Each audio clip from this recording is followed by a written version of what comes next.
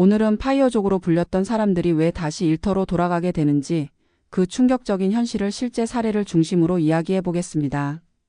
표면적으로는 돈 때문이라고 생각하기 쉽지만 그 이면에는 재정과 심리 그리고 관계까지 깊게 얽혀 있는 복잡한 구조가 존재합니다. 한 40대 초반의 남성 어 씨는 12년 동안 치밀하게 준비한 끝에 조기 은퇴에 성공했습니다. 자산은 8억 원이었고 연 3%의 배당과 인출 전략을 세워 생활비를 감당할 수 있다고 판단했습니다. 그는 오랫동안 꿈꿔온 시간이 많은 삶을 누릴 준비가 되었다고 확신했습니다. 하지만 은퇴 6개월 만에 상황이 달라졌습니다. 첫 번째 문제는 예상보다 높은 지출이었습니다. 직장인이었을 때는 각종 사내복지와 직장 기반 서비스 덕분에 크게 느끼지 않았던 비용들이 은퇴 후에는 모두 본인 부담으로 돌아왔습니다. 보험료는 매년 오르고 물가는 조기 은퇴 계획 당시보다 훨씬 가파르게 상승했습니다. 그는 나는 소비를 줄였는데도 돈이 사라지는 속도는 점점 빨라졌다고 말했습니다. 두 번째 문제는 심리적 공백이었습니다. 어 씨는 퇴사 직후부터 말로 표현하기 힘든 불안감을 느꼈습니다.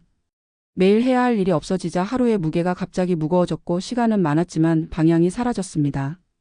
의미 있는 목표가 없다 보니 아무리 쉬어도 휴식이 아니라 허무감만 깊어졌습니다. 세 번째 문제는 사회적 관계의 붕괴였습니다.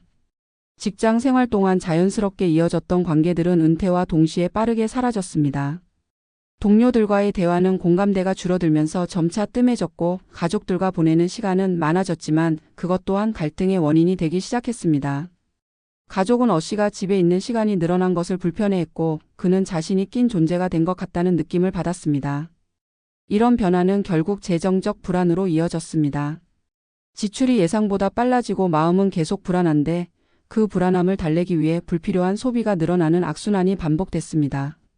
어 씨는 1년 만에 처음 설정했던 인출 한도를 넘기기 시작했고 그때부터 이러다 정말 돈이 모자라겠다는 공포가 찾아왔습니다.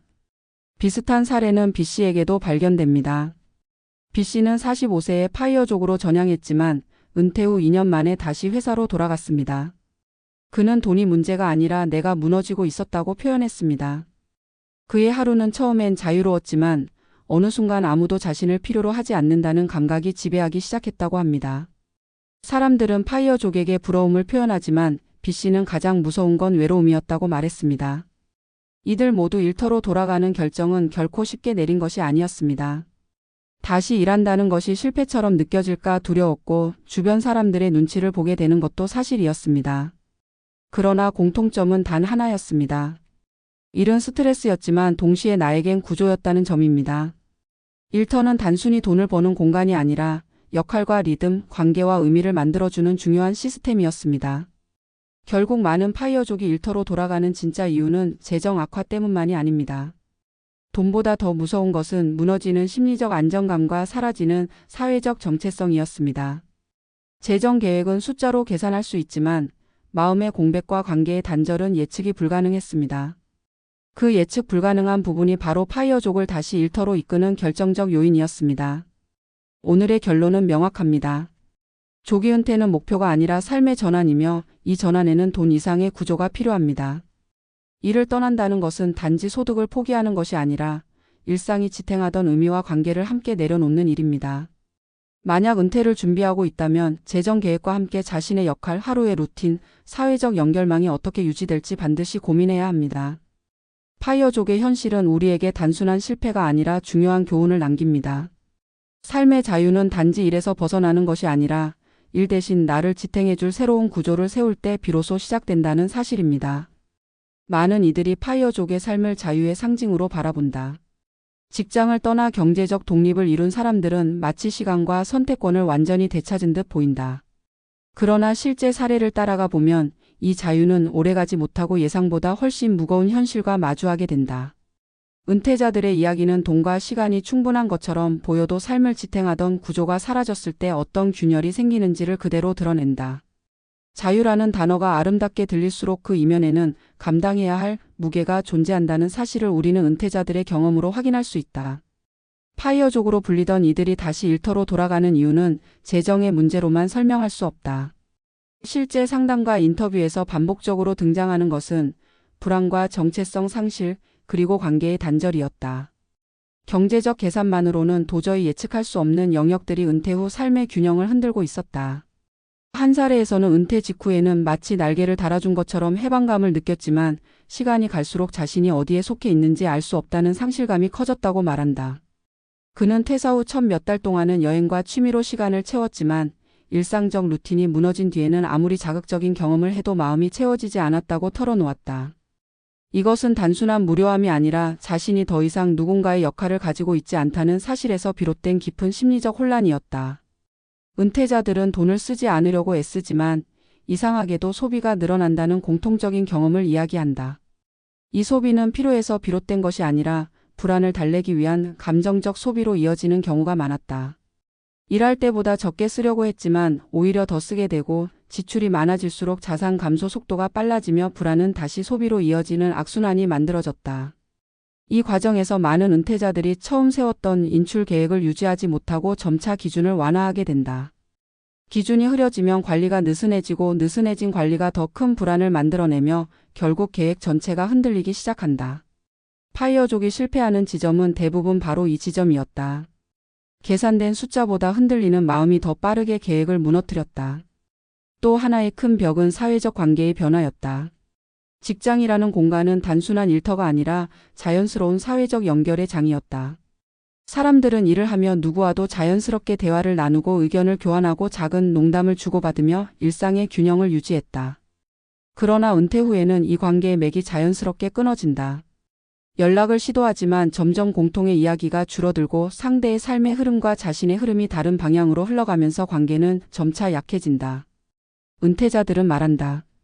가장 외로운 순간은 누구도 자신을 필요로 하지 않는다고 느껴지는 순간이라고. 가정에서도 마찬가지다.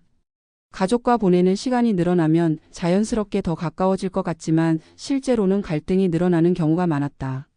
누군가와 시간을 함께 보내는 것은 관계를 풍요롭게 만들 수도 있지만 한편으로는 서로의 생활 리듬을 침범하는 일이 되기도 한다.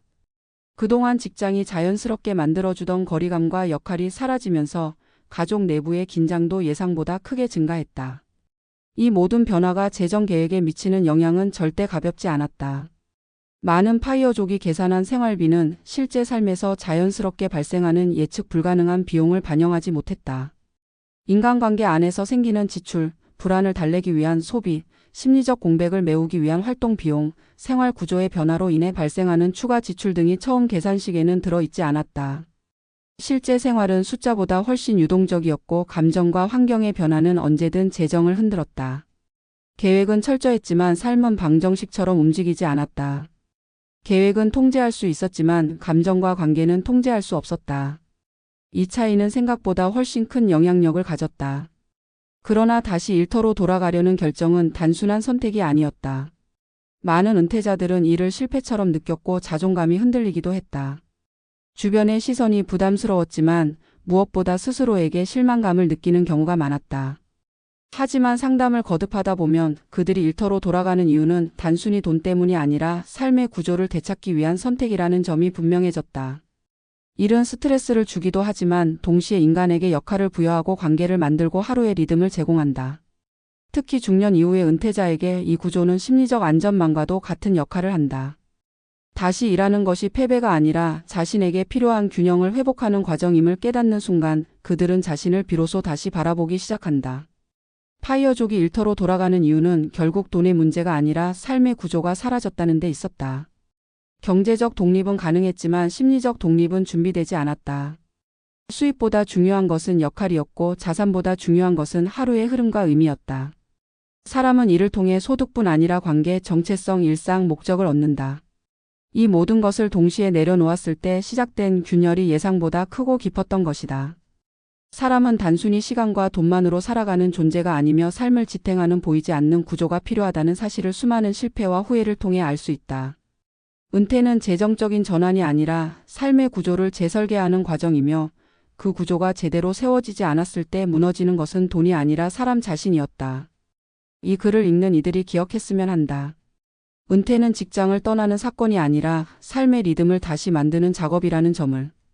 돈으로만 계산되는 계획은 현실의 감정과 변화를 감당하기 어렵고 재정적 독립보다 중요한 것은 심리적 독립과 새로운 역할의 창조라는 사실을. 일은 때로 힘들지만 그 일은 우리 삶을 붙잡아주는 마지막 골격이기도 하다. 파이어족의 이야기에서 우리가 배워야 할 것은 실패가 아니라 구조의 필요성이다. 자유는 아무것도 하지 않을 때 오는 것이 아니라 나를 지탱할 새로운 구조를 만들었을 때 비로소 완성된다는 것을.